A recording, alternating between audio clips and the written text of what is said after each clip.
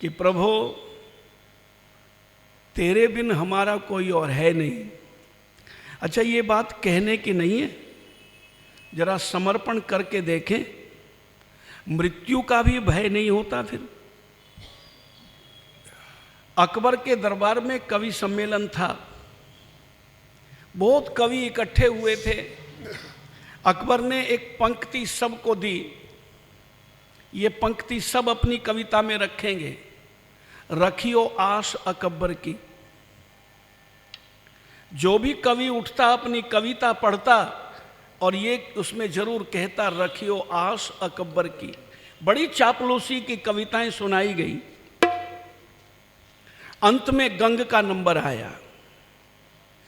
माताओं, बहनों, सज्जनों, कवि क्रांतदर्शी होता है और जब कवि की कलम किसी की चापलूसी में, चाटुकारिता में कुछ लिखने लगती है तो फिर उस कविता का कोई मूल्य रह नहीं जाता।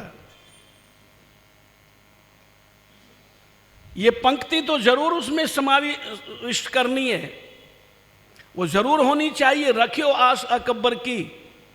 पर सबसे पहले उस गंग ने कवियों को धिक्कारा कि अब के गुनिया दुनिया को भजें सर बांध के पोट अटब्बर की। चापलूसी करें करें हाँ में हाँ, जिन्हें लाज नहीं कुल धब्बर की। गंग को एक आधार प्रभु, जो बात न माने जब्बर की। जिसको प्रभु पर विश्वास नहीं, वो रखियो आस अकबर की। जिसे परमात्मा पर भरोसा नहीं है, वो अकबर की आशा करना। ये कवियों का अपना कहने का ढंग होता है।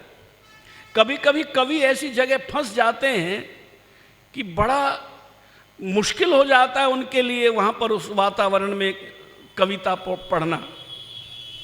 एक श्री कृष्ण का भक्त था और मुशायरे में फंस गया। मुशायरा, इसको भी कवि सम्मेलन ही कहते हैं। शायर बहुत आए हुए थे, बहुत कवि आए थे वहां। तो वहां पर भी एक पंक्ति दी गई सबको। उस पंक्ति में क्या था कि बदनसीब हैं वो जो कायल नहीं इस्लाम के। बदनसीब हैं वो जो कायल नहीं इस्लाम के। अब देखो किस तरह से निकलता है वो कृष्ण का भक्त।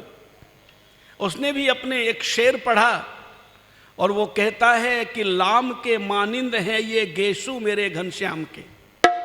गेसु कहते हैं बालों को, घुंघराले बाल, ऐसी आकृति बनाए हुए जैसे अरबी में लाम बनता है। एक हरूफ होता है लाम, लाम मीम आदि अलिफ बे पे ते, तो लाम होता है उसमें एक अक्षर। वो कहता है कि लाम के मानिंद हैं ये गेशु मेरे घनश्याम के, और बदनसीब है वो जो कायल नहीं इस लाम के। श्री कृष्ण के घुंघराले बाल जैसे लाम अक्षर है, जो इसके कायल नहीं है वो बदनसीब है। तो कवियों का अपना कहने का अलग अलग एक अंदाज होता है उसमें वो। तो गंग ने जब ये कहा कि जिसको प्रभु पर विश्वास नहीं, वो रखियो आस अकबर की, तब क्या होता है? जिसने अपनी प्रशंसा ही सुनी हो, जिसने चाटुकारिता के गीत सुने हो, बहुत बड़ाई की गई हो, और आखिर में एक आकर के उस सब पर पानी फेर दे, तो क्रोध आना स्वाभाविक है। तो ये फतवा बहुत जल्दी जारी करते हैं। फतवा जारी कर दिया उसके लिए, गंग को हाथी के पैरों के तले कुचलवा दो। लो जी, हाथी आया, लाया जा रहा है, झूमता हुआ हाथी आ रहा है। गंग खड़ा हो गया सभा में और खिलखिला करके हंसा। गंग जब हंस रहा है तो अकबर ने कहा कि गंग, मृत्यु का नाम सुनकर के प्राण निकल जाते हैं और तेरे सामने मौत दिखाई पड़ रही है, तो फिर भी हंस रहा है, लगता है पागल हो गया। बोला, बादशाह मैं पागल नहीं हुआ हूं, भूल से यहां आ गया। मुझे तो किसी बड़े दरबार में जाना था, वहां कवि सम्मेलन हो रहा है, यहां आ गया। बोले यहाँ से बड़ा कोई दरबार नहीं है। तब गंग ने एक कविता और पढ़ी और वो कहता है कि देवन को दरबार लगो, देवताओं का दरबार लगा हुआ है। देवन को दरबार लगो जहां पिंगल छंद बनाए के गायो, काहू पे अर्थ कियो ने गयो, तब नारद ने प्रसंग उठायो। मृत्यु लोक में एक कवि जब गंग का नाम सभा में गायो, चाह भई तब प्रभुवर को, तो गंग को लेन गणेश पठायो। परमात्मा को मेरी जरूरत पड़ी है, अब यहां जरूरत नहीं है, अकबर को मेरी जरूरत नहीं है, तो ये हाथी आ रहा है, ये मुझे ले जाएगा। आज हमारा स्थानांतरण है, आज हमारा ट्रांसफर है और प्रमोशन के साथ है, एक छोटे दरबार से बड़े दरबार में जाने का दिन आया। ईश्वर पर विश्वास करने वाला व्यक्ति मृत्यु से भी डरता नहीं है। इसलिए आओ एक गीत छोटा सा और आपकी सेवा में रखूं।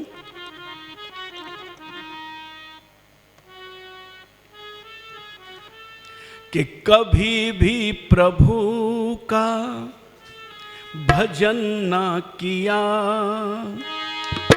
बातों में सारी बिता दी उमरिया, अपने सुखों के लिए ही जिया,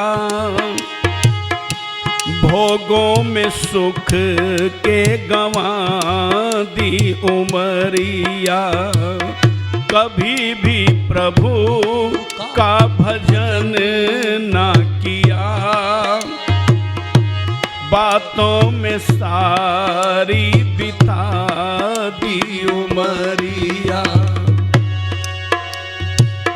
किया भोग क्या भोगा भोगों ने तुझको, लिया घेर भोगों के रोगों ने तुझको, किया भोग क्या भोगा भोगों ने तुझको, लिया घेर भोगों के रोगों ने तुझको, भोगों का विष जिंदगी में पिया,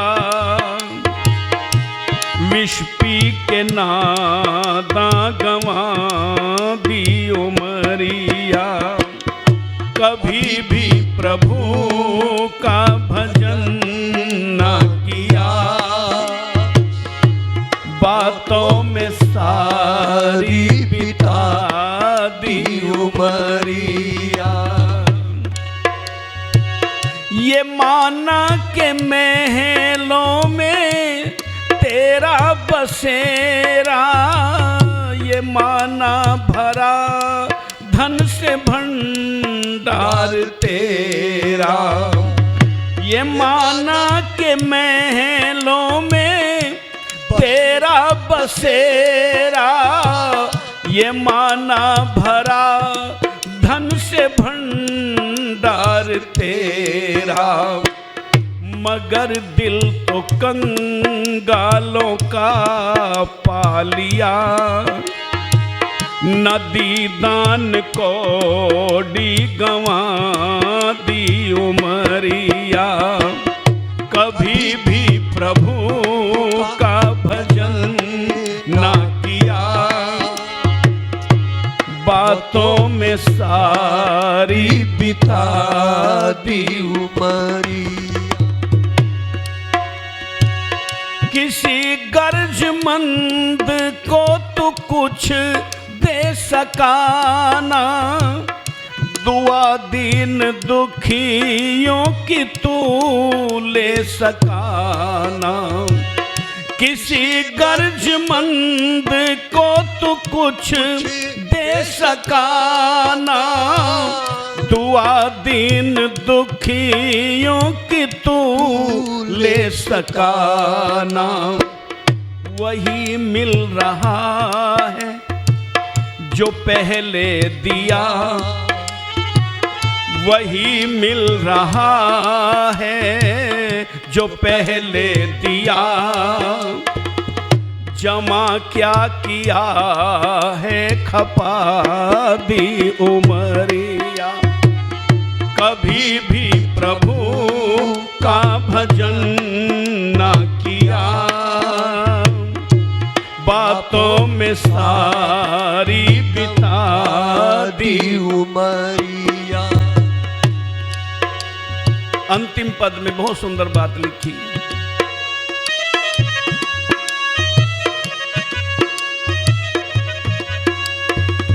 जो आया है कर्मठ वो जाए जहां से, गया साथ ले कौन जमी जर यहां से।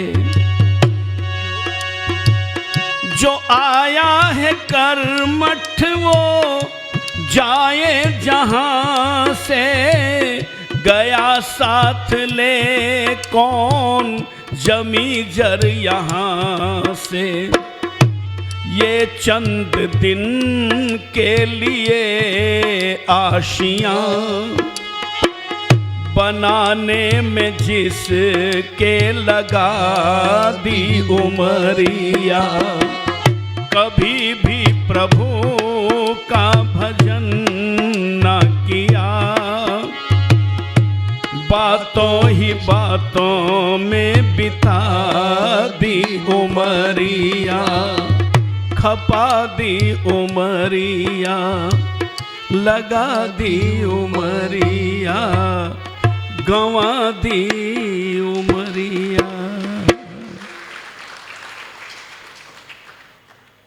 कभी भी प्रभु का भजन ना किया, बातों में सारी बिता दी उमरिया। आजकल कहते हुए टालते रहे।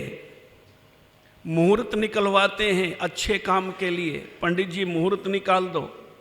पंडित जी मना कर दें तो उस अच्छे काम को भी करते नहीं हैं।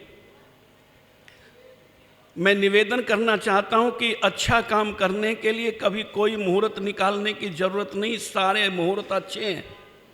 हाँ, कोई बुरा काम करने के लिए अगर जाना है, कोई बुरा काम करने की मन में बात आ गई है, तब पूछना चाहिए पंडित जी हम ये काम करना चाहते हैं, कौन सा मुहूर्त निकलता है इसके लिए। पर ना, बुरा काम करने के लिए कोई मुहूर्त नहीं निकलवाते, अच्छे काम के लिए मुहूर्त निकलवाते फिरते हैं। समय आगे बढ़ता चला जा रहा है। 2 गीत मैंने आपकी सेवा में रखे कि कर ले प्रभु से प्यार तेरा और ना कोई संसार में। उस परमात्मा के सिवाय कोई और साथी ऐसा नहीं है। ये जितने रिश्ते हैं दुनिया में, ये सब रिश्ते हैं। जितने रिश्ते हैं सब रिश्ते हैं, इसलिए टूट जाते हैं। लेकिन परमात्मा के साथ ऐसा संबंध है, वो हमारा बंधु है, उससे हम बंधे हुए हैं, वो हमसे बंधा हुआ है, हम कभी अलग नहीं हो सकते। युज्य सखा उसको वेद के अंदर कहा है। उस परमात्मा का हम सदैव स्मरण रखें, सर्वत्र व्यापक जान करके अपने प्रत्येक कार्य को करें, उसकी न्यायकारिता को समझें।